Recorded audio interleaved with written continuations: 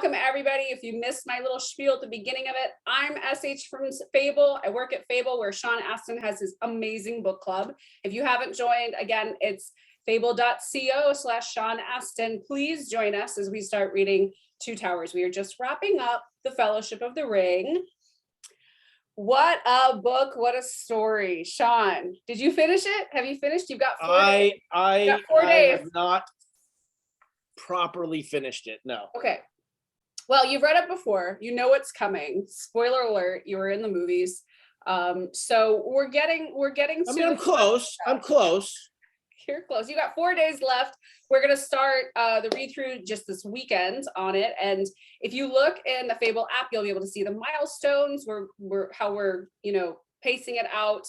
About a month and a half, 2 months, actually, I think is what we're reading for. So I also want to introduce our special guest tonight. We are doing a super fun Lord of the Rings trivia showdown with two of my favorite LOTR dudes. So first of all, Matt from Nerd of the Rings, introduce yourself, wave. You've got a lot of fans waving for you in the chat. Tell us a bit about who you are and where people can find you online. Yeah, so my name is Matt. I run a YouTube channel called Nerd of the Rings, and we dive into all things regarding Tolkien's lore. Every single week, we kind of dive in the deep end of the pool and pick a topic or a character. And I'm a big fan of mapping the travels of different characters. I love Tolkien's maps, and so there's a huge focus on that with my channel. And I did just want to real quick say that my thoughts and prayers are with the Tolkien family. They lost Priscilla Tolkien today. So sad day for the Tolkien world, but she's in a better place now, and our thoughts are with their family. Thank you so much, Matt. I'm glad you brought that up. It is something that we've all had heavy hearts this week for a lot of stuff going on, and it's always a travesty when you hear something like that. But the greatest thing about the Tolkien community is the love that just radiates, and the friendship, and the community is, solid. So let's all send that out to the family. Our next guest, you might have seen him on TikTok. You might have seen a wonderful little TikTok that he did with Sean not too long ago. Don Marshall, 72. Tell us all about yourself. Hi there. Yeah, I am Don. I go by Don Marshall 72 on TikTok, known as the obscure Lord of the Rings facts guy. Basically, I have made a little side hustle of doing just obscure Lord of the Rings facts, and it's been an absolute blast. I'll echo Matt's sentiments. My heartfelt thoughts and condolences go out to the Tolkien family. 92 years old, though, I can't imagine the amount of stories that she had to tell, not just from her father, but from that whole family. I mean, there's stories to be told there many times over. I know, it's so great. And maybe we should do a whole, I said me, but I meant you should do a whole obscure facts maybe about the Tolkien family. And I certainly can. I certainly your can. TikTok. So both of these guys are going to be here for trivia with us. Their handles all across the internet are pretty easy to find. Don Marshall 72 and Nerd of the Rings. And of course, Sean Astin. Sean, you want to introduce yourself to the chat? Hi, my name is Sean Astin, first time caller, long time listener, first time caller. I just when you guys are saying it, I realized I should reach out to Roy Tolkien and just send my condolences. So I'll just associate myself with those good thoughts and words that you guys offered. I wrote a little introduction that was good. I thought we were going to put our formal in Fable. First of all, Sarah, thank you. You're welcome. Thank you for, I have to always say, because you do such, you work so hard, and you have such passion, and this thing, you help.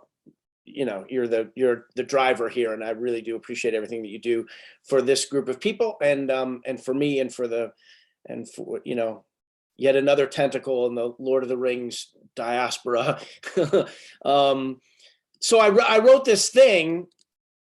Can I just read it?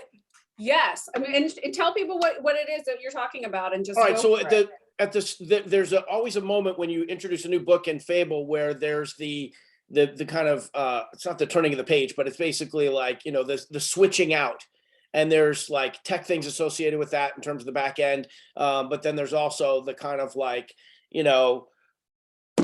dropping of the whatever, the gauntlet or whatever. It's the starting line for whatever the new book is. And so we're going to start a new book. We had a different one. I wrote, and you always the book club, we always put out some little statement associated with the beginning of it. So I wrote this last night. I think we've actually decided to slide it back just a little bit. So this is sort of a preview, and it'll probably change for relevance based on what happens in the news. But it was in the middle of the night, so be patient with me if it's too overly dramatic, but it's what I've been thinking and feeling. It was actually, this is the amazing thing about the book club, is that it gives me some space to be able to speak into my thoughts and feelings and ideas about the world. And so that I've been having so many of them lately. And so here it is. So, all right. Welcome back to the Sean Astin Book Club. Hello to all the new and old fans of the books and films joining me on this journey of adventure. Thank you to my loyal book club members who have been here since the very beginning. Okay, here's the story. When we first secured the rights to include The Lord of the Rings on Fable, the original thought was that we'd read one book each year to coincide with the 20th anniversary of the films being released. Well, no one wants to wait. So, by popular wishes and plain good judgment, we are starting The Two Towers today, the second book in the Lord of the Rings series. One of the most memorable monologues in the Two Towers films is when Frodo, Sam, and Gollum find themselves stranded among the burning ruins of Osgiliath.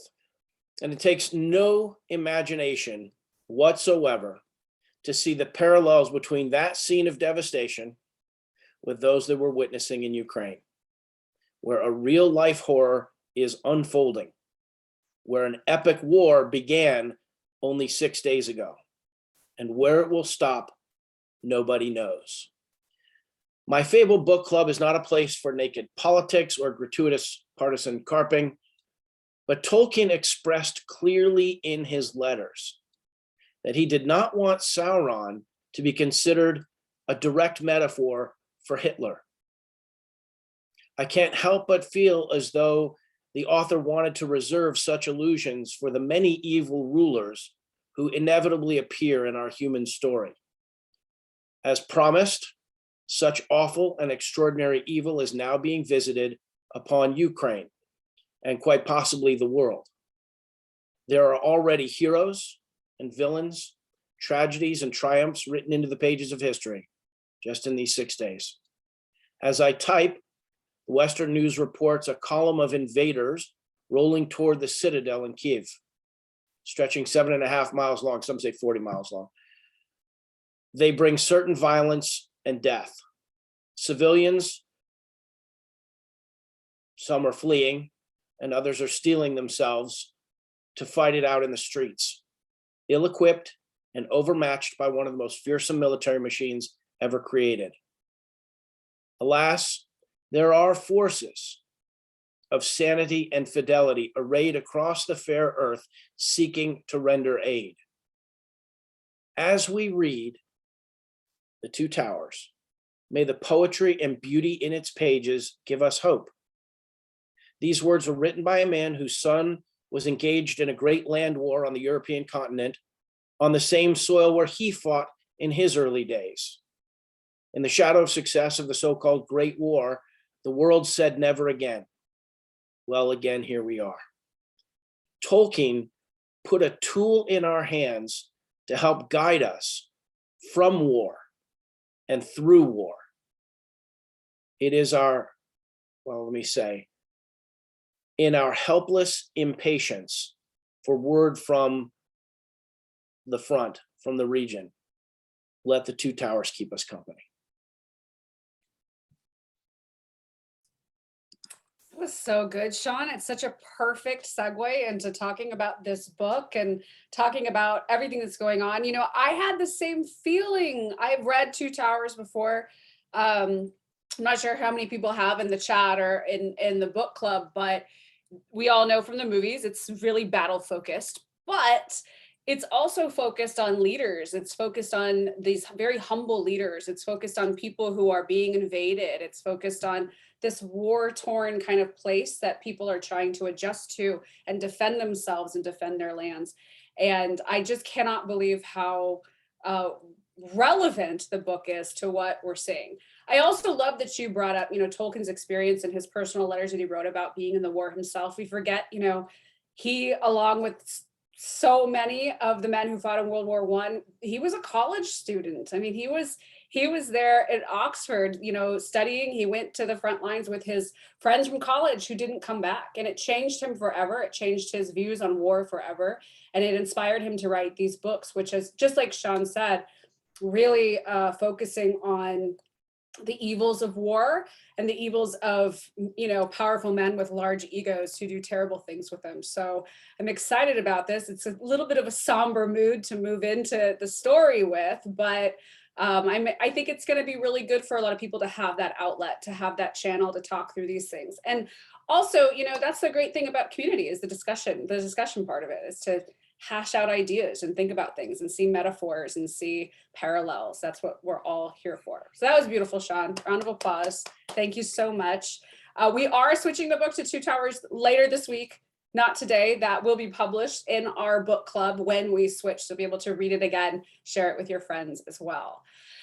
So yeah, this is a terrible, I hate to switch off this conversation, but I don't know how to move Sarah, forward. if I may, I think please. I have a pretty okay transition. Please help me. Sean, as someone that has Ukrainian relatives, thankfully none of them are in Ukraine anymore. Thank you. That meant quite a great deal. And let's just say I'm used to Samwise Gamgee giving really good speeches, but Sean Astin does pretty good as well. So thank you. You know what? I should say too, Elijah Wood told me one time that Sean would make a really great president. And I don't see anything stopping you at this point. I mean, Hey, Zelensky was a comic. That's right. I'm just saying. Of course, he won the Dancing with Stars. Have you seen that footage of him from like 5 years ago, where he was doing Dance with, and he's like so good at it? I've been offered many times to be on that show, and I'm like, I could not do it. I would not be. I can do certain things. That's not something I can do. But his the tone that he and his, I wish I knew the ambassador's name, the UN ambassador for Ukraine, who keeps, just every time they meet, he says something that just makes it just is so, what's different about this moment? You think of Darfur, you think of hundreds of millions of people being slaughtered. You think of, Syria. You think of, wars that the United States has has prosecuted in Vietnam and certainly in the second Iraq, and there's the number of civilian dead, and those, we have to be clear-eyed in our country. And this is the greatest country in the world. I'm so grateful to be born here.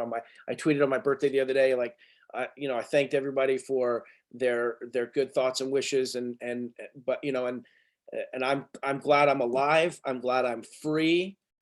And that what I said was, I think that what I know is that it's time for unity just in my country. And I know there's so many visitors here from all over the world, but just for myself in my country, I say we need unity in my country now, and we need disciplined citizenship, which is not the same thing as agreeing with each other on stuff. But there's ways that you go about talking about things, and there are some things that just won't stand. And to be nuclear saber rattling at this moment, as the leader in Russia is doing, all of a sudden everything else should stop. Everyone, whatever our parochial problems are, should just stop, and everyone should turn and focus for a minute and figure out how to deal with this issue. And the president of the United States is about to give a big speech, and I would expect that he would, continue his theme about the next 50 years on Earth is going to be about trying to decide on how we want to live. Do we want to live where we make choices and decisions in peace, as democracies, as representative government, or do we want individuals to be able to move around? And what's different in this time is that Russia is one of the is the largest nuclear superpower on Earth, and it is, the third biggest power, and so and it's bumping right into Europe, There was a speech that he gave, that Vladimir Putin gave when he first came to power, I think as prime minister, where he I can't remember what the European body was, where he talked about Russia was a part of the European community and wanted to have a progressive, way forward. And now 25 years later, he's lost in he's like Denethor. He's Denethor. He's mesmerized, and whether he's not listening to generals, or he's totally, COVIDed himself off from everyone, so he's not getting whatever it is. This is what there are so many things that just leap out of these books for this. This idea of lighting the torches along the mountains to call for the Rohirrim or whatever, right there. That's what these people are doing. They're begging the world for help. They're saying our quality is good. We believe in democracy and we believe in freedom, and we're willing to fight and die, but we cannot do it alone. We will die if we do it alone. I mean, that Tolkien, when I read his letters, his book of letters, when I was in New Zealand, and it was so interesting because it was my way. You guys, Matt and Don, you guys are through the looking glass. You know more about Lord of the Rings than you've forgotten more than I'll ever know. But for me, these two are down the well, and I know you're deep. Side. You've gone deep.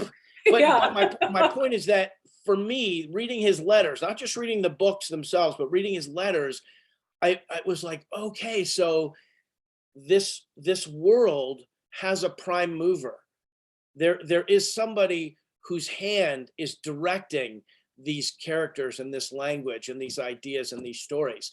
And when he wrote this thing about it not being a metaphor for Hitler, I just thought, if you've ever done publicity for a movie, right, you answer the same question 1,000 times. And if there's any variation in what you say, depending on who you say it to and what outlet, that can become like the controlling inference or dynamic, or it drives the story that other journalists look at or something or other. And you're like, and I just had this idea that he was exhausted from people asking him if it was a metaphor for World War II, and I could just imagine him being like, you know what? No, it's not a metaphor for World War II. It's bigger than that. It's more important than that. It's universal themes. It's universal ideas. It's, you're like, the smokestacks in the industrial age are clearly what the Ents are fighting against. They're, it's like, so you're like, and then you start to come, and then time unfolds, and you get your Bashar al-Assads, and you get your Putins, and you sort of go, oh, okay, let me go back and, re-examine, relive some of these things without that, because I think when we and I wish there was a way to talk to all, how many people are there now? 288 people. I wish there was a way for them to talk back. I guess you can, but the scrolling, it just goes by so fast.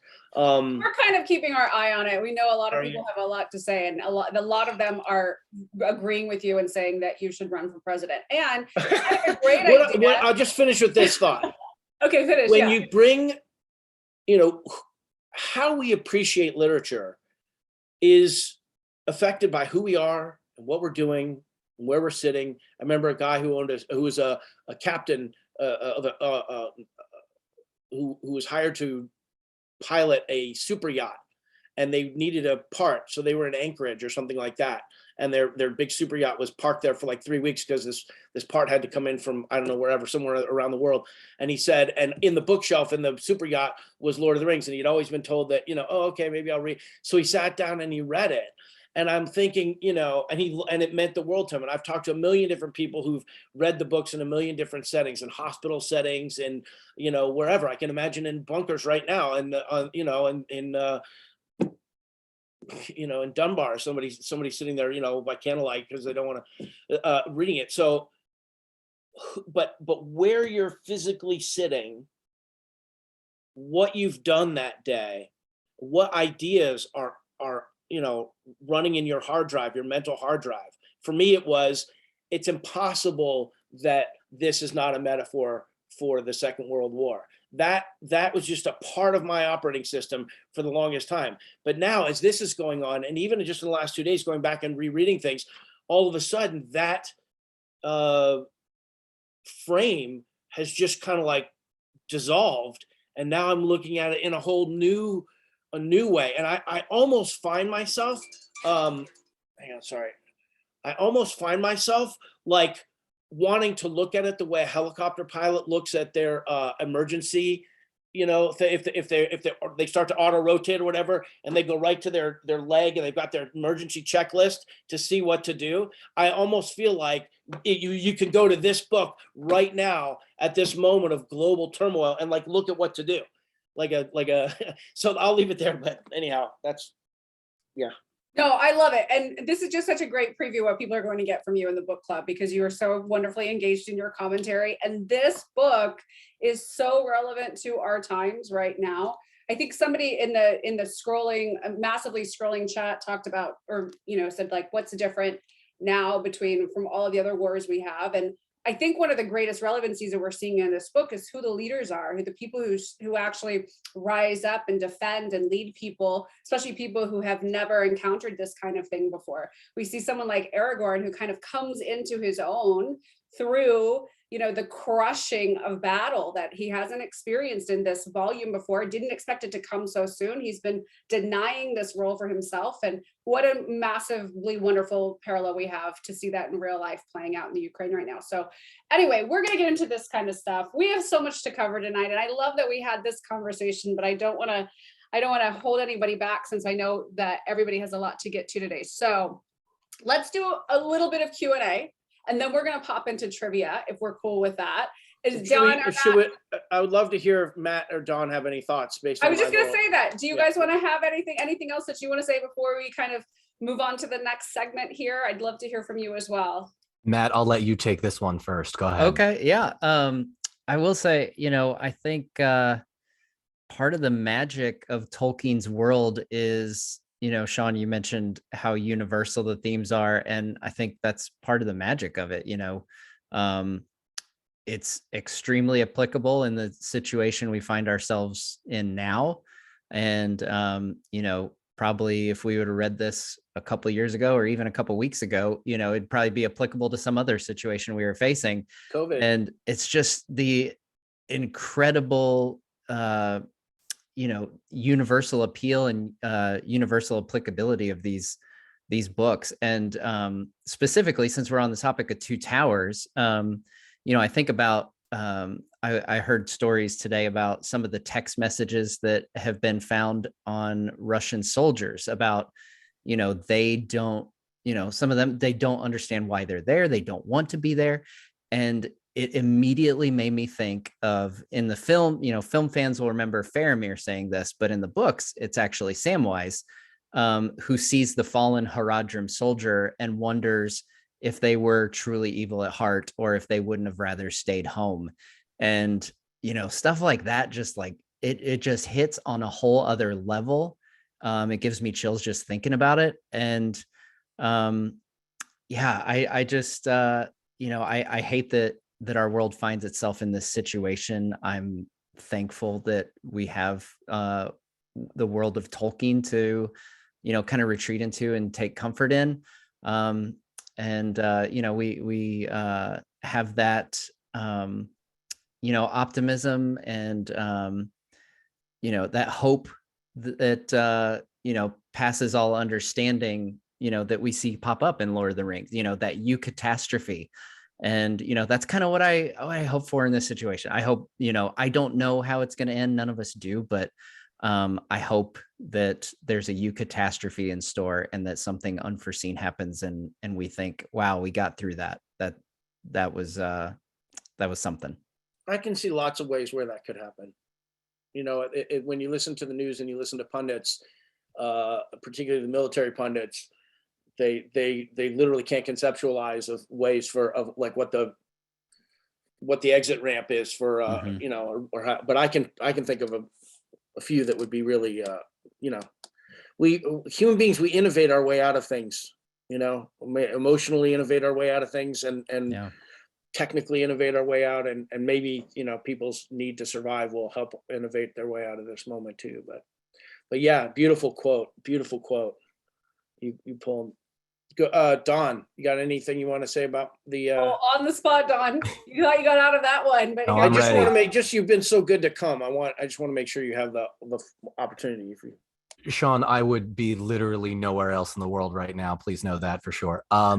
No, I think you said it best. There is just like that World War II application, but when you kind of look back at it, there are these universal themes. And just from a personal standpoint, right? I identified so much with Frodo and Sam and Merry and Pippin when I was a little kid. I had growth hormone deficiency, so I was like a foot shorter than everybody else in like grade school and high school. So like the hobbits were my boys. I was just like rooting for them so hard because like here was this type of character that looked like me, that acted like me, and a little bit of Merry and Pippin goofball in my younger years. And then as I got older and I started becoming more aware of like the political events happening around me, I realized, oh yeah, these books, they have to do with World War I. You look at Mordor, and it's a 1-for-1 copy of the Battle of Verdun or the Somme or Passchendaele, any of those places that Tolkien fought. And then as you kind of take that 35,000 foot view, these themes can apply to any evil, really. And that for me is what made Tolkien so relevant regardless of when you're reading it. there is a phenomenal book that is Tolkien adjacent. It's written by John Garth. We have it on Fable, called Tolkien and the Great War. I got to see him speak at a Tolkien Society event in New York when Maker of Middle-earth was touring. And it is exactly that, Don. It's this wonderful kind of parallel of, sorry, this is Pippin, everybody. He's really excited to be here. Yeah, it's a wonderful book. If you follow me on Fable, I'm SH on Fable. You can see it in my Tolkien adjacent list, along with some other great ones, including The Battles of Tolkien, which is written by David Day. Controversial in Tolkien world, I know, but I actually love his work as referential, great referential encyclopedic kind of stuff. So if you're looking for references to maybe talk about this thing, how did Tolkien write about the war? What was his experience? What do we know from his letters and his personal writing? Those are two great solid books that I would absolutely recommend you check out, along with, of course, both of these guys' content online. There's a lot of it there. So should we get into Q&A really quick, Sean, and wrap this up, and then we'll move into trivia? I have so many questions for you. What I was going to say, too, is my big idea, forget Dancing with the Stars. I'm going to start philosophical political debate with the stars, and Sean's going to be our champion, is what I think. I think that I'll watch that. Celebrity debate club. How about that? That's I had this idea of creating civic forums, like in a shopping mall. Yeah. Where you go into a store, and sometimes you'll have like a ball pit where kids will play, or something, a laser tag or something like that. But a place where there'd be like an arena where you could come and you could give a speech. You can give any of the great speeches from history, or you could go into an area and you could debate. There'd be a moderator and like reactions and stuff. Like, so where in our life, now that there's social media, this was an idea before social media. So social media sort of actually accomplished it, but social media doesn't even have the elegance or the grace that should attend public discourse, right? It's just everybody's just flogging it. So I would just, Biden's driving up to the Hill right now to give this speech, and there's some pageantry involved with relating ideas. Like right now I'm getting my master's degree. The reason I haven't finished the book is because I've had finals. I just finished my public budgeting and financial management class at American University. It's a public administration and public policy course, and there's so much data, there's so much information, and there's so many ideas, and there's so much language, and there's so many people, and like it's nice sometimes to say, all right, let's make it special. Let's make how we're talking special. And yeah, so, and I think the Council of Elrond is kind of like that a little bit, maybe. Yeah, it is kind of a ball pit. It's, might as well. We could do it in a ball pit, is what I'm saying. It's very Grecian if we. Okay, let's get on with this Q&A. We have a really good one actually submitted via Zoom that I think is fantastic. Now, I know that you haven't quote unquote finished reading Fellowship of the Ring, but we're just going to talk about your entire experience with the books. You have read them before, and you're a good Several times. researcher, couple times, yeah.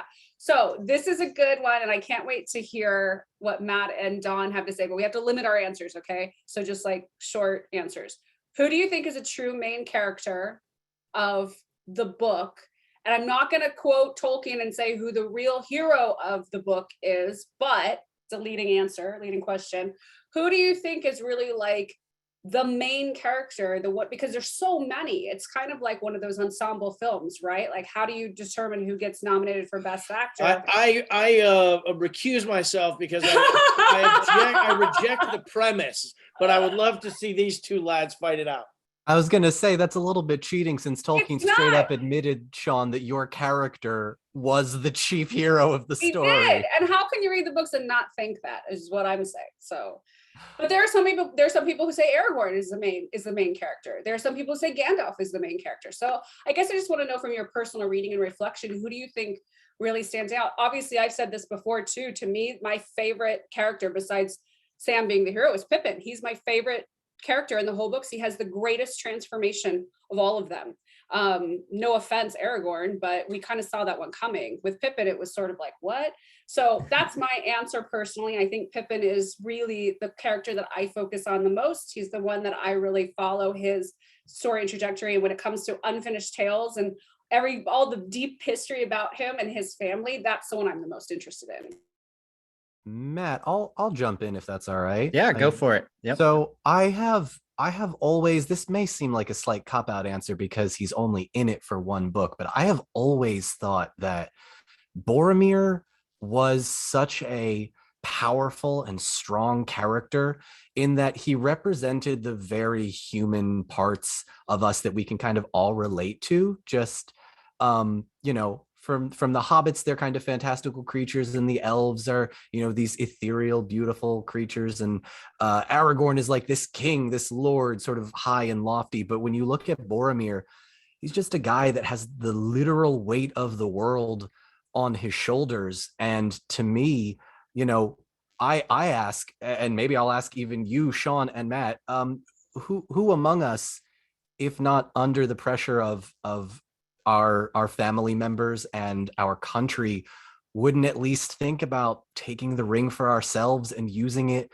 to become that leader that everyone expects you to be? I always find Boromir's death one of the saddest moments of the entire trilogy. No offense, Sean, to the "I can't carry it for you, but I can carry you." That's my favorite line in the whole book. But Boromir's sacrifice to me was just, it spoke so much to the human condition. So Boromir is my pitch. All right, so I'm not one to argue with Tolkien, so I'm gonna say Sam. That's what I've always thought. I just love the fact that, you know, he kind of gets drafted into the whole thing by Gandalf, and like everyone else pretty much volunteers, but which he does at the Council of Elrond too, you know. But you know, he forces his way into the Fellowship and everything, but he kind of gets drafted into it. But he has all these chances to turn back, and he doesn't, just out of loyalty to Frodo. And at the end of the day, like he's the one that we end the book with. And you know, at the end of the day, it's just beautiful how he goes home to his wife and kids. And, you know, as a dad and a husband, I love that. It resonates with me so much. But yeah, I think it is you know, just real quick, I'll say it's a testament to Tolkien and the depth of the world that he created, that people could answer so many characters. And, you know, if you start taking in the larger legendarium, then I think that's where like people like Aragorn, who, you know, he's kind of fulfilling you know, centuries of failure on the part of men. There's so many answers, and you could make a very valid argument for so many characters. And it's just a testament to how great Tolkien is. I would say Frodo. Frodo? I would say Frodo because I'm thinking of like Joseph Campbell. And the kind of mythological archetypes, and yeah, he's the Christ figure. Yep. Right. Yep. You know, and his immortal soul that he, you know, you saved it has been saved, but not for me. Right. You know? Middle Earth has been saved, but not for me. And there's something, there's something so human about Boromir. You really make me think about Boromir a little bit. Is he sort of the Cain and Abel? Are they kind of Cain and Abel a little bit? Like, what is that? Maybe not Cain and Abel with it. What there, because it's I him swear we can find someone who knows the answer. I swear somebody in the chat can tell us the answer of who everybody's archetype is, right? But Faramir, how pathetic it is, that his dad is, so far gone and like likes his other son better, and so he goes out to basically on a suicide mission, and the kind of the emptiness of duty. Like duty is this amazing thing. It's what we rally to. We it's honor. It's I fight because that's my life does not belong to me. It belongs to those I love. It belongs to future generations. And so I lay it on the altar for you to do. But in the name of duty, people have done some stupid stuff. They mindlessly and thoughtlessly and selfishly participate in systems. You were talking about the soldiers in Russia, who yeah, I had an idea on how to finish. Anyhow, I think Frodo and Aragorn have to be. Somebody's got to advocate for those two. Because they're good characters. Good well, I mean, backstories. and I think that they're the intentional. Yeah. Like that's what he wanted. So I think for us to go and find, I love Treebeard, but you can't say Treebeard's the greatest character thing, but Treebeard's when I was reading it, like I just love Treebeard. So, but I feel like to honor Tolkien, we have to at least acknowledge that he set up these two protagonists in that way. Okay, so let's do another question. This one is specifically for Sean. We got this actually a number of times from people. So I think people are very curious to know, and I'm actually gonna read Linda's question because she wrote me the first time, but we did get this many times. Hi, Linda. Having read the book more closely now, do you have any new insights into Sam's character? And maybe a slight sort of side question, is there anything you might have done differently portraying him? I know we talked about that before in our last Zoom, but I'm wondering if maybe the events of your life and your experience and the wisdom that you have now makes you read his character differently, or any other character. I know that every time I read these books, I sort of see new things and new people that is based on my own experience. So what about you? Anything that kind of struck you this time reading through Sam's journey? I think it was in like 2002 when I first was exposed to fan fiction. And for Lord of the Rings, or just like for anything? Lord of the Rings it was Lord of the Rings, and it was okay. First, I didn't even know. I lived a life outside the nerd stream, I guess. But the fan fiction that was coming through was saucy fan fiction, and it was actually Ian McKellen who showed us some things that were being written on the internet that tracks. That would sounds make like Ian McKellen. a soldier blush. What was the title? John's furiously Googling it right now. But listen to so I think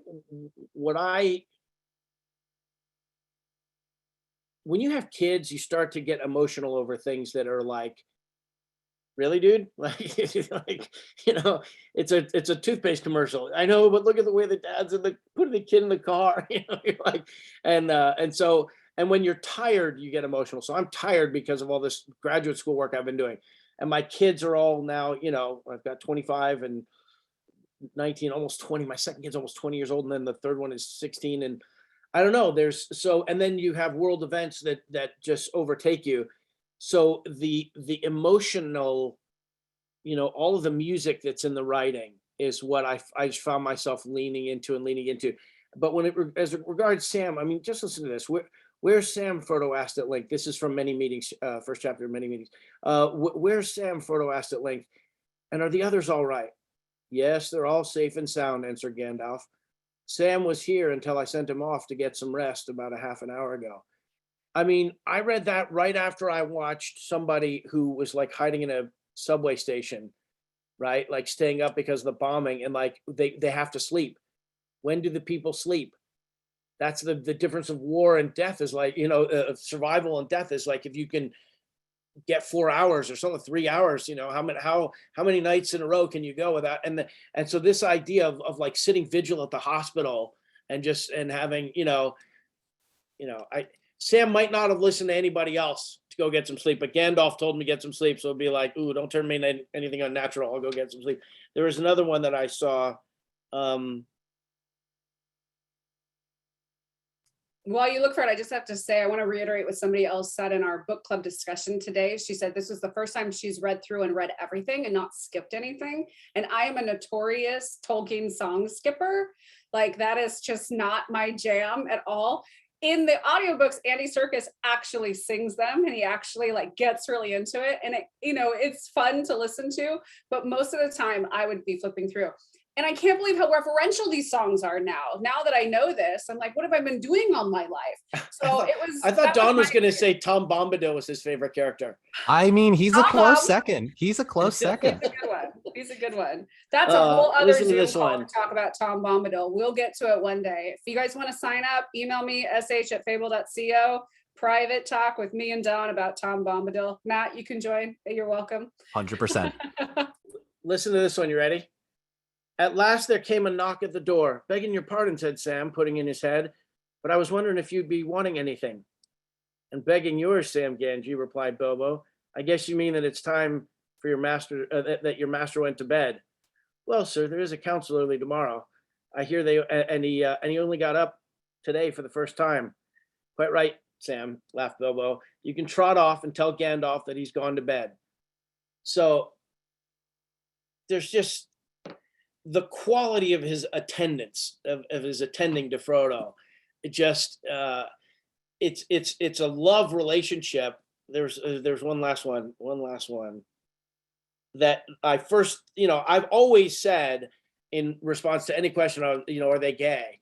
That like, I'm not going to tell anybody how to interpret what they read. People can, experience what they experience with it. But, there is, wait, let me just see here. Wait, almost, sorry.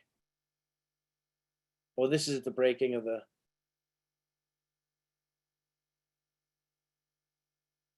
Just hold on a moment. Oh, this is actually in the movies too. Just hold on a moment. I'll get my stuff, cried Sam eagerly. It's all ready. I thought we should be off today. He rushed to the camping place, fished out his pack from the pile where Frodo had laid it when he emptied the boat of it. When my wife, you have the bag by the door to go to the hospital when your wife goes into labor. Frodo's got his bug out bag ready to go. I mean, he's like, they're in the, they're in an elf paradise. Could you be more protected and safe? Sam's like, yeah, but I got my stuff. If we're ready to go, you go. Anyhow, yeah. Oh, Sam. Okay, last question, then we're going to go on to trivia. We don't have a lot of time left, so we want to make it quick. Somebody asked, when you did that wonderful scene, I can't carry it for you, but I can carry you, and you grabbed Frodo and you hiked yourself up the mountain. Was that really Elijah Wood, or was that a body double? Was that a dummy? Was it really his little body? It was a dummy named Elijah Wood. How he would let himself, they had a harness. I had a harness on because we were on a volcano, on a steep face of a volcano. And but it couldn't be on, he couldn't have the harness, or else it couldn't, the bottom of it would like cut my neck off, or you could see it, or pull him a certain way. So he just took his harness off. So I'm anchored in, lifting him up, and it's like, boop, there goes the $300 million trilogy. Boop, there it is. Oh no. But that's the way Elijah was about everything. Like they did is it the seer? What is it that comes out of the water? Do not disturb the water, when he's when outside the gates of Helm's Deep, Melon, the Watcher, whatever.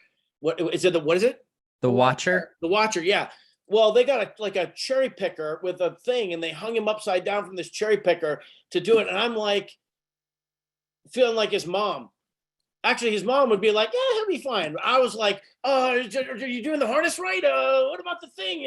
Is this right? And Elijah's like hanging upside down. First of all, when I hang upside down, all the blood goes to my head and I pass out. I'm like some sort of a possum or something like that.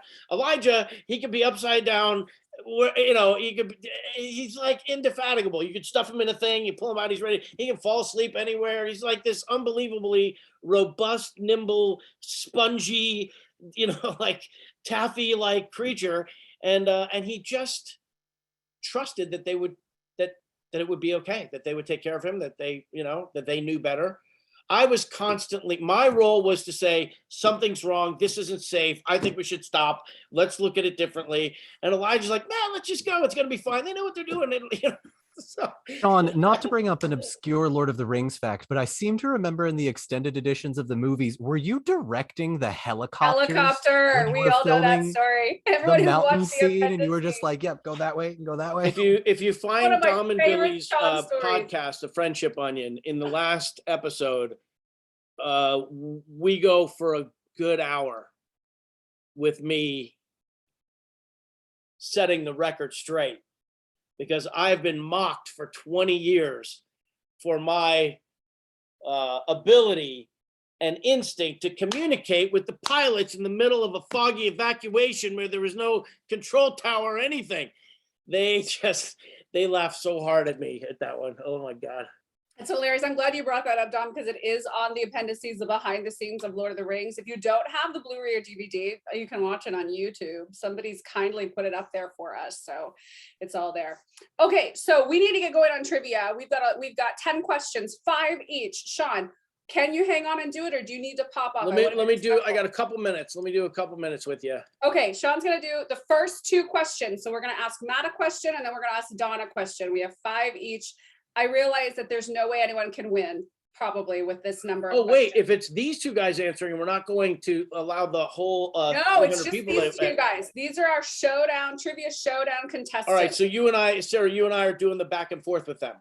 Yeah. Sean, if you happen to know these questions, feel free to jump in. I see the answers written in front of me. Yeah, Sean, I'm gonna have you read the first question, which I believe the first question is I got it. For Dawn. So you read the first question, don't read the answer. And please, Matt and Dawn, don't look at chat. Everybody who's in chat, you can participate, obviously. This is fun times for us. So go ahead, Sean, all you. All right, Don Marshall 72. What name did Gandalf go by before coming to Middle Earth? Oh, Gandalf's original name was Olorin when he was in the Undying Lands, but Gandalf actually has 12 names. And they are? The Grey Pilgrim, Mithrandir, Carthun for the dwarves, Gandalf the Grey, the White Rider, Olorin. He is known by something that just means old man with a stick in Rune, and in the Easterlings when he travels east. What am I at? 6? I think that's okay. I was close enough. Okay, we're on a time crunch. Okay, I just figure they're all getting drunk at some point in Bree, and they're like, "No, why did she call him the old man with the stick?" That's amazing. All right, go ahead. You go for. Okay, should I go? This is one from Matt. I'll read this one for Matt. Oh, I just lost my thing. Aragorn, we know, is the son of Arathorn. Gimli is the son of Gloin. Legolas is the son of Thranduil. And he is of the Woodland Realm. That's right. Do you know who his Mirkwood. father was? His father was Orofair. Oh, this is just, I feel so good about this. It's a condition you guys have. Thranduil is one of my other favorite characters in The Hobbit. Why? Because he watched his entire kinsmen and his family be killed in war, which made him an isolationist, and some say a pacifist, which is why he didn't help the dwarves. And it's not because he was a mean person. He was also played by the beautiful, beautiful Lee Pace. That's it. Okay, Sean, next question for Don. Up to you. All right, Don. In The Return of the King film, Aragorn sings during his coronation. What Middle-earth character originally said the words, that Aragorn sings? That's a tough one. Etarelio endoren nauntulien siname maruvan arendinia tenambar meta. For out of the sea I am come, and here I shall claim this land for me and my heirs, said by Isildur's father Elendil as he came to Middle Earth. Bravo! Excellent. I'll accept that. I'll That accept was that. unbelievable. That's going on TikTok in a loop immediately. Everyone's gonna do it. I will now, not be right? singing any of my answers. Just put that out there. Okay, Matt, question for you. In the Fellowship of the Ring, the Fellowship is given cloaks by the elves of the Florian. The cloaks are held together by those beautiful elven brooches. One character's leaf is facing the opposite direction as everybody else's. Whose leaf is facing Oh my the opposite gosh. direction? Oh man. I should say too that they wrote these questions for each other. So Yeah. this Wow. this is Dawn's doing. So is this from the book, Don, or is this a movie thing?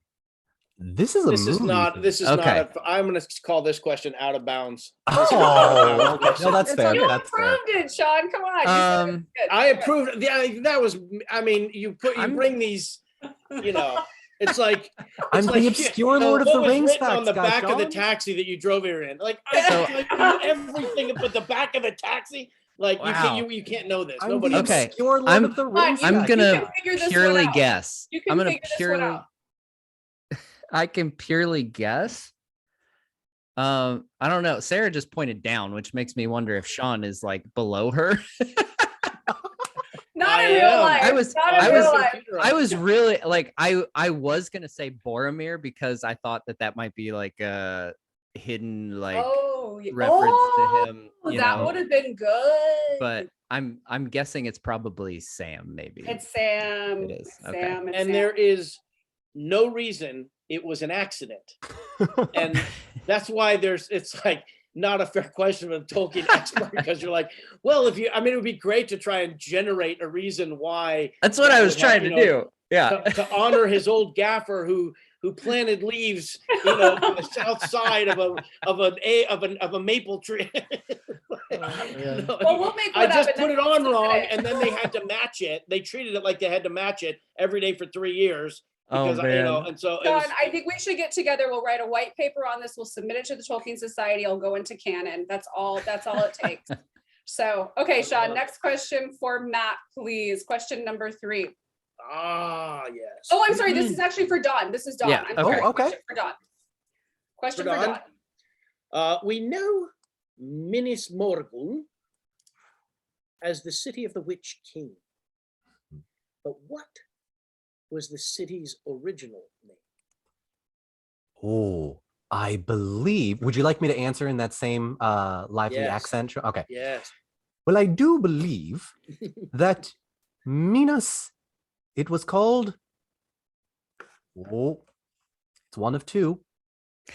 Was it Minas Ithil? Yes, Oh, it it was. was. Gosh, you guys are good at this. We do this semi-professionally. I know. It's great. It's great. We're so excited that you're here. Okay, so I wrote this question for Matt, actually. Okay. Where did Treebird invite Merry and Pippin to stay before the Entmoot? Shoot. Oh my god. And you know what? Remember, Sean, I told you that if I was on Colbert, I would have gotten that question right. The question that the Friendship Onion guys stumped Colbert with. I don't know why, but I have a very interesting memory. It's not the same answer, but I have a very No, it's Different- not, This is a 'cause- different question. This it's a is different question. I have a Yeah. very weird memory for the Entmoot for some reason. Well, help it. Tell them the other question. The other one was Durndingle, where they Yeah, met. Durndingle Or was for the Entmoot. hill eastern of where I think that's one of the laziest of Tolkien's names he came up with.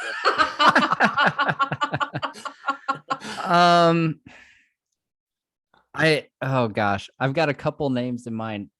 Is it also where Wellinghall? It's Welling Hall. It is Welling Hall. Okay. It's where they drank the Ent draft and Okay. became the tallest hobbits of the Shire. Nice. Yeah, Okay. that was a good one, Matt. Good That job. almost got me. Yeah. That's great. Man, I had to rack my brain for that one. Okay, Well another done. good one. Next one, Sean. This one's for Don. Question number 4. I'm You're so not keeping impressed. score at all. I'm sorry, you guys, but I'm so impressed. I'm not even impressed. I'm now just judgmental about what's wrong with you people.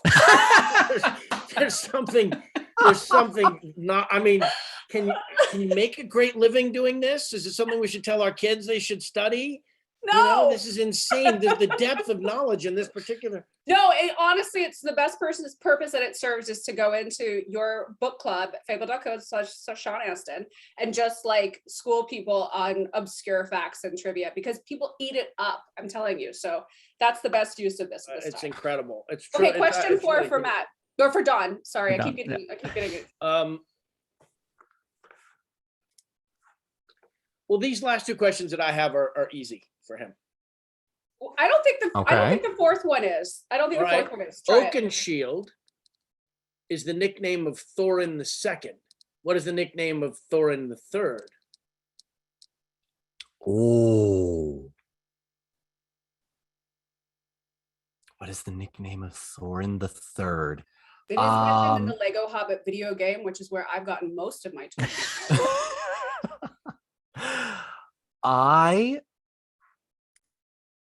I'm gonna say, is he Thorin the Third? Is this a trick question? Because there No. isn't. No, there is a Thorin the Third. Oh, good. You know what? I know when I'm beaten. I don't actually know the answer to this one.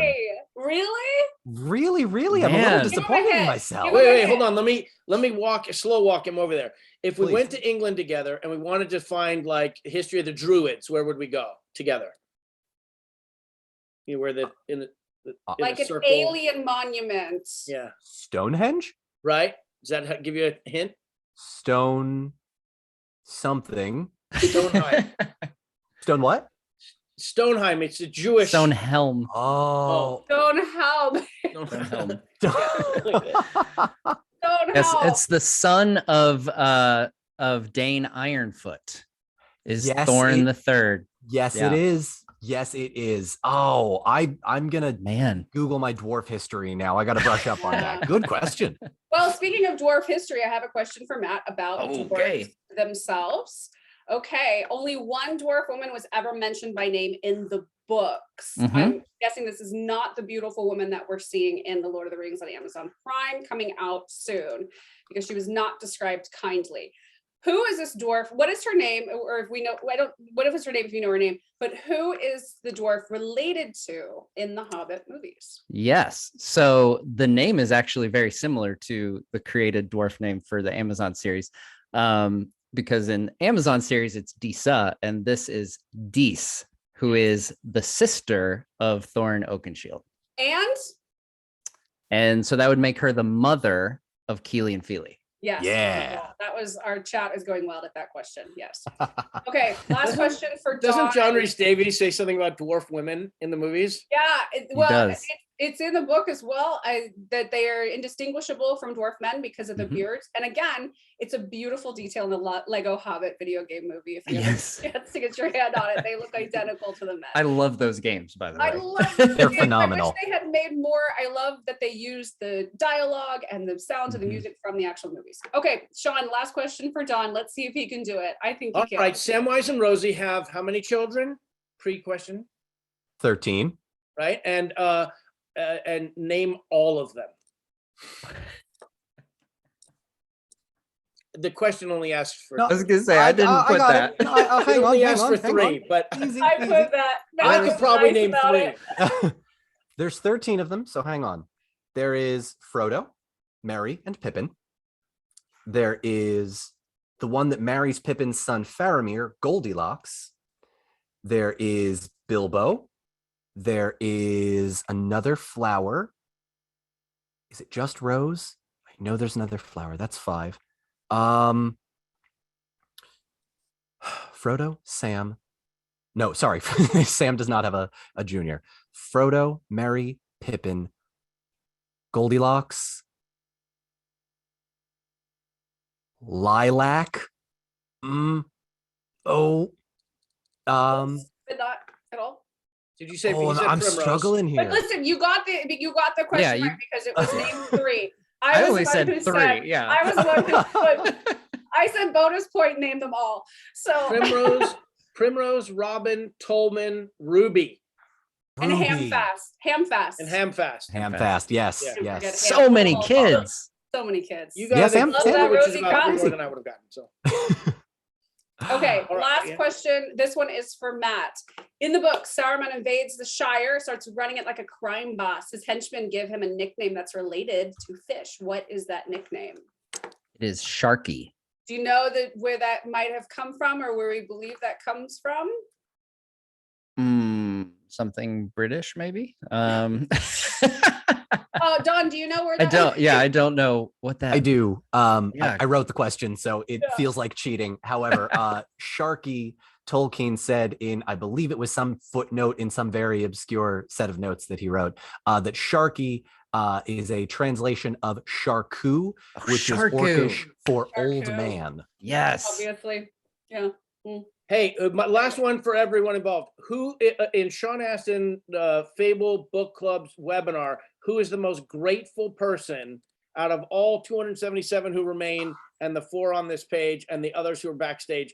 Who is the single most grateful person for your guys, for all of your participation? People are saying Sean. Feels about right.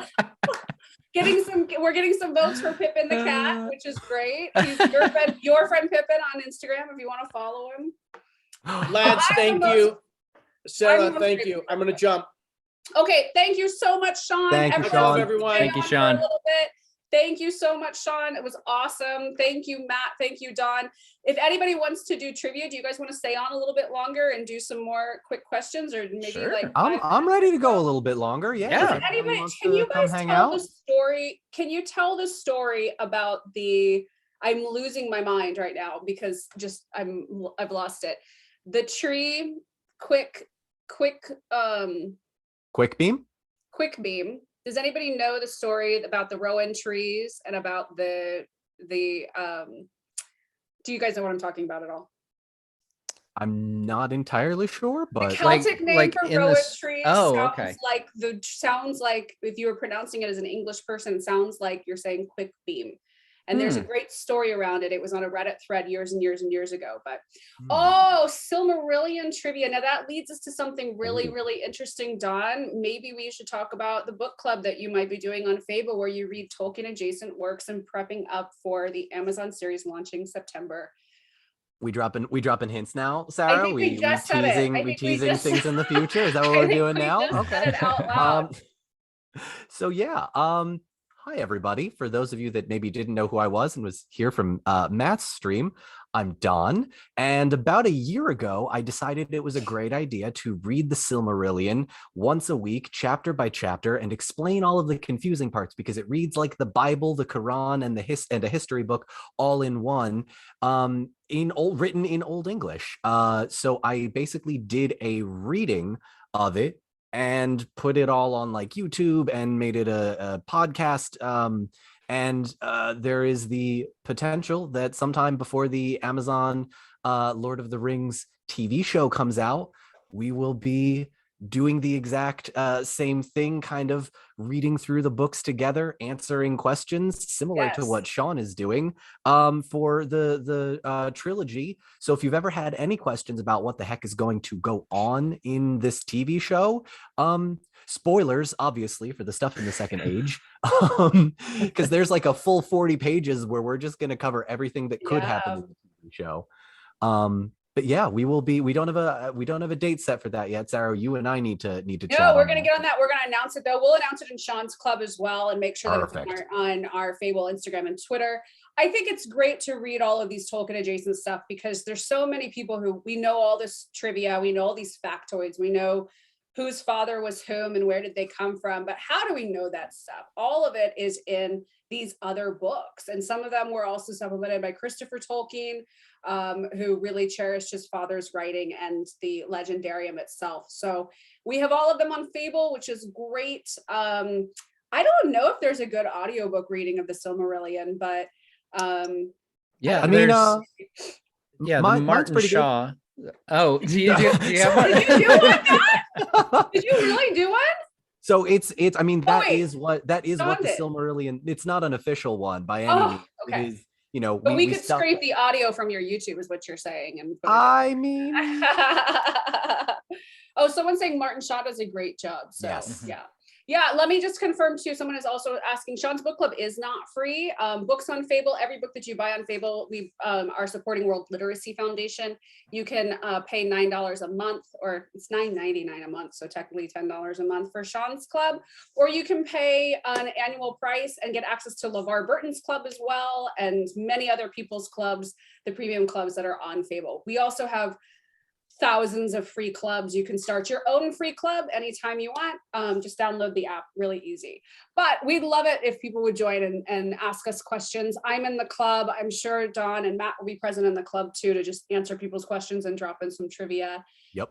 That's what we're excited about. I'm so excited to read the Two Towers because, I mean, when I was writing the discussion prompts for Fellowship of the Ring, I had to reread the book, and like, we got the rights to it. We knew we were doing it in the club, but we had like 6 days. And I remember telling when our one of our editors was like, wow, I forgot how boring this book is. Like, wow, this is so, and one of the discussion prompts that I wrote was, hey, it's taken us half the book to get out of the Shire. Why do you think that is? And it's because, you know, he was savoring this moment. When we think about the parallel of his life and going to war at such a young age, as again, a college student that was conscripted into this war, that's what his life was like. He was living an ordinary life with his friends, doing ordinary adventure kind of stuff. And then the next thing you know, they turned a corner and boom, they're in the trenches of this massive war. So that's what happens. It's literally what happens in these books. And it's such a, oh, where's my Tolkien shirt from? It's from Etsy. I think if you just go to Etsy and you type in Tolkien shirt, you'll find it. They have every author you can imagine. So that's that. Anyway, trying to keep Jebba with chat and talk at the same time. Matt, can you tell me your favorite part of Two Towers coming up? When was the last time you read it? Do you remember? I've listened to, so what I did for the book club was I listened to Andy Serkis's audiobook. Oh, you did? Yeah. I absolutely love it. Like, so good. You know, Don mentioned earlier that he listens to the Rob Inglis version, Mhm. which I love as well. But you know, it's ironic that Don says he listens to it to fall asleep at night because that's the struggle I have with with kids, like listening to an audiobook or reading a book for that matter, especially at night. Like I fall asleep so easily. So like Andy Serkis's delivery is much more like, you know, dynamic It's for a me. So it's a daytime read. Yeah. But yeah, gosh, it's hard to say because it was so fresh on my mind. You know, I mentioned earlier the part with Sam and the Haradrim is such like a impactful moment. I love that we get to meet Faramir for the first time. You know, and we were talking about how great of a character he is, and the fact that you know, Tolkien said that like if there's a character, he said he you know, he didn't insert himself into the story, but if there's a character that's like him, it's Faramir. Yeah. And you know, I think there's a reason that Faramir is a lot of people's favorite character. And so I'm really pumped about, you know, diving back into Two Towers to meet him all over again. Yeah. What did you think about his, have you talked about this before? What did you think about how he was portrayed in the films? He's so meek. He's so strong and he's so meek. And I don't know. I don't know if he got a really well-rounded. So the thing, you know, and the kind of odd thing about me as a fan is that I actually came to the world via the films and not the books. Same. So I had seen Fellowship and Two Towers before reading the books. So I was like in this weird limbo where Return of the King was the first one that I had read the book before seeing the movie. And so I totally get now in retrospect people who are like, oh, they did Faramir dirty. You know, he never took them to Osgiliath. And like, there is something I love about Book Faramir, you know, how quickly he rejects the allure of the ring. Yeah. So in that respect, you know, I kind of get it, but overall, I feel like he's still, you know, David Wenham is a fantastic Faramir in my opinion. And I love that, in the extended we get him and Eowyn coming together, and we get that a was little the bit feeling, more. The best That's- couple in oh the my entire gosh. trilogy. honestly, Don't it's at a me. good couple. There's not a lot of conflict there. They're Yeah. like really supportive of each other. I feel like They're that both was in good. love with the same dude. It's great. Exactly. Yeah, I love that. I shouldn't have said I was brought to the legendarium through the movies, but as a kid I was really into the Hobbit. The Hobbit is like really my favorite, the Rand Baskin version, all that stuff. It was like when my parents had friends over, we'd get to go watch it, like the VHS cartoon. And so I had only read Fellowship probably in high school and just didn't get it. It was like, I think I get excited because I love The Hobbit so much, and it just was not the same. But the movies made me very interested in finishing the books and figuring out where the real story was. So that's interesting. Two Towers is such a vastly different movie from Fellowship, vastly different book. There's so much running. There's so much running. Yeah. There's so much running. And climbing and bogs. Yeah, there's so much more of it. No, but it is. And I will say, like, as far as the films go, like Helm's Deep, for as amazing as Return of the King is, and like the final battle, and like how there's like an hour and a half of straight, like just awesomeness unfolding, so like good. the sequence of Even if the elves weren't Helm's really Deep. there, Right. it's Yeah. great to see them. Yeah. But like the sequence of Helm's Deep, that was one of those moments where, I fell in love with the world with Fellowship of the Ring film, but like that Helm's Deep battle in the Two Towers film, I was like, oh my God, like this, like it is a narrative in itself. Yeah. The whole thing. It's like a little, like you said, a narrative. It's a drama playing out in itself. So good. Okay. Any other questions for Don or Matt? Oh, we have someone who's asking questions, but I'm not going to be able to pronounce it all correctly. Trivia question from the Silmarillion for you guys. The Ulumuri are the horns of Ulmo. Who made them? Who made the Ulumuri? Am I saying that right? Ulumuri? Are the Ulmo? The horns of Ulmo. The horns of Ulmo. Ulmo wasn't married. Like a horn that you like blow, not like like the horn horns. of Gondor. Yeah. Okay. Okay. I was like, good. I got it right. Horns. Okay. Is he a moose or something? Crown like of what's horns. happening here? Yeah. Who made them? Gosh. I don't know. Kate, you have to give us the answer. Yeah. I'm gonna say Varda, or one of the. It's an unfortunate fact that in the Silmarillion, Tolkien sort of sidelines most of the female lesser gods, the Valar, to making stuff for their husbands. Right. I was gonna guess. I don't know. Anytime there's something like being made, I default to Tolkas, or not Tolkas. Sorry. Oh my gosh. Aule? Aule. Yes. Sorry. Thank you. I default to Aule just because he's the craftsman. Yeah. Yeah. Gosh. I will say I do love, as on the topic of the Valar and stuff, I do love that Tolkien specifically says that Varda is the one that Melkor fears the most out of all of them. Even though Manwë's the king, of the Valar, like Varda is the one he fears the most, which is pretty cool. Yeah, she's pretty powerful. She can probably kick his butt. Yeah. Are we concerned about the portrayal of, speaking of which, why am I Galadriel in the Amazon show? They seem to be creating her very aggressively in her youth, and I don't know if that's how I've ever read her before. Sarah's bringing up the show, and I'm sitting here thinking, like, how much time do we have? Oh no, we're not gonna. No, Matt, how much longer you got? I can go another hour. Yeah, we can do this all night. I know it's like 4 actually a.m. think, and I should say that we had so many RSVPs for this and so many questions about this, and many people mentioned in our Sean Astin, fable.co/Sean Astin book club, that they'd like to do more of these events. I don't know that I can obviously wrangle Sean right now. He's filming right now, and but he loves to do them.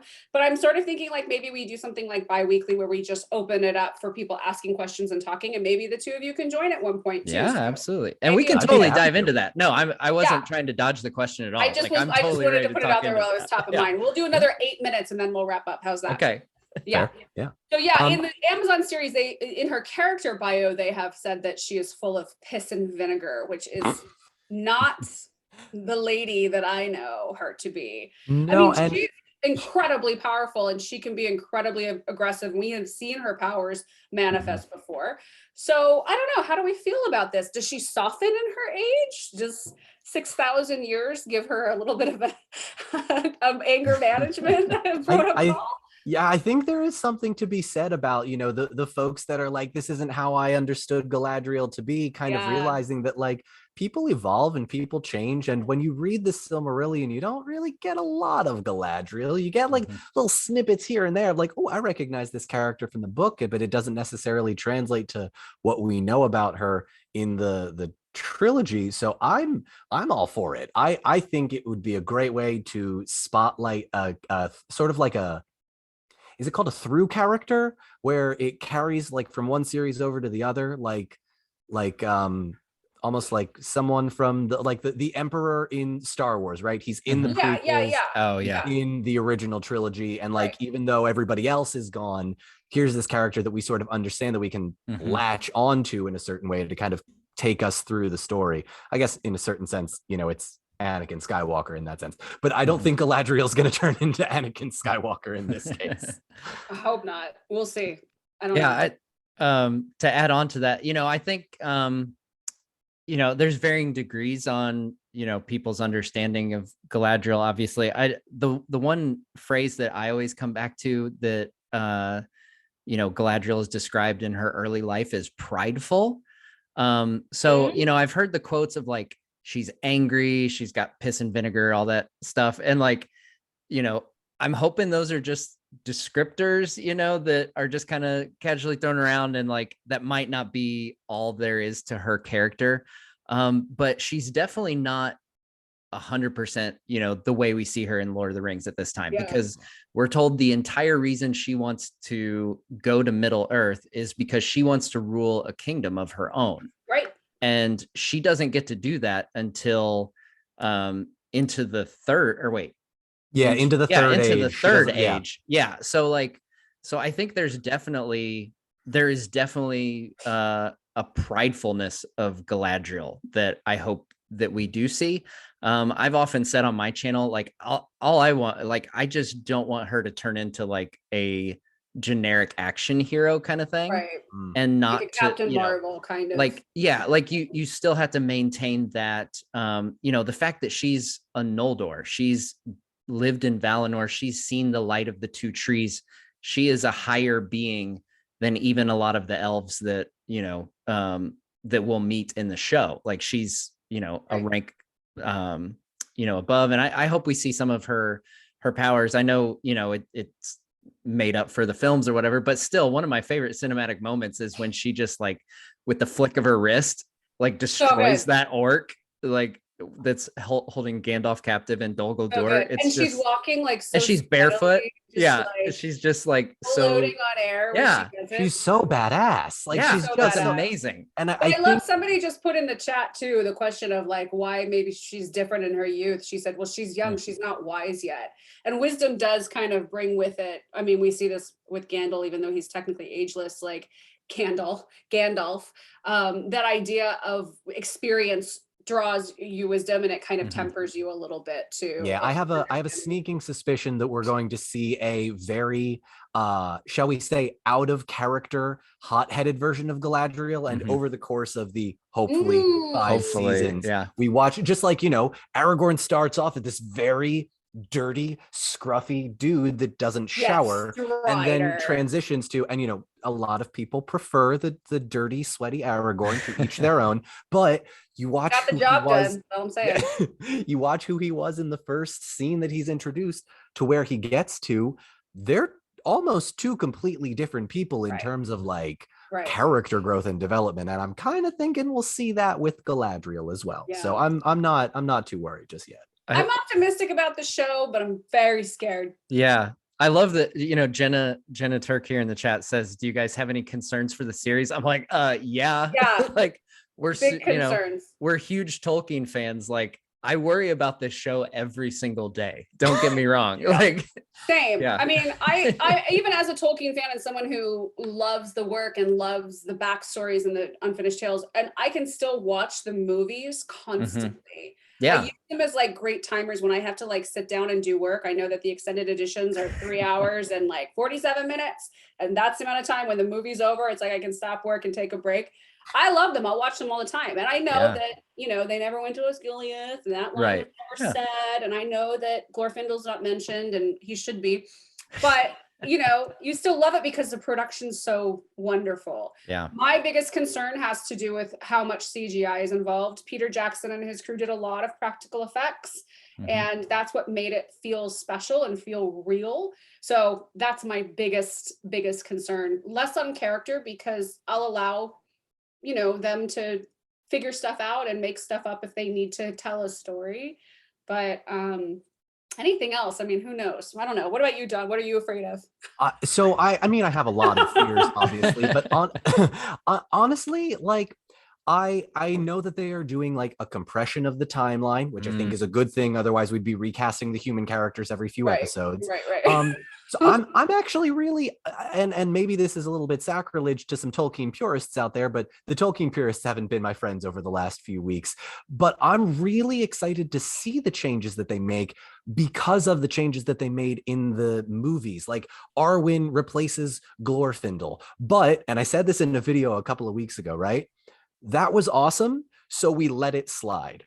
So like my hope is that we can look at this TV show and be like, cool, that's a change from the books, but it's awesome. So I let it slide. Same with like the Army of the Dead never comes to Minas Tirith and Faramir. Right. Like, It's rad. Right. But it fits this narrative that this story is trying to tell in the adaptation. So when you're asking what I'm like worried about, I'm not really worried about anything just yet. I think I'm just sort of along for the ride for the time being. And, you know, if it turns out that it's not for me and I don't watch after the first episode of the first season, you know, that's fine. It doesn't necessarily have to be for everyone. I've always said that Tolkien is very much like a menu, right? There's the thing for you that you might like. There's the thing for other people that they might like. There's things for kids. There's specials.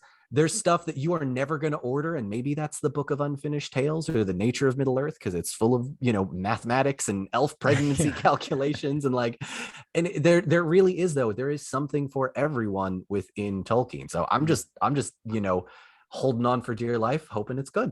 Yeah, and as someone who's like really like, I'm, you know, a part of all the societies and whatnot, I'm very aware of and in front of some of the conversations people are having, those Tolkien purists you're talking about.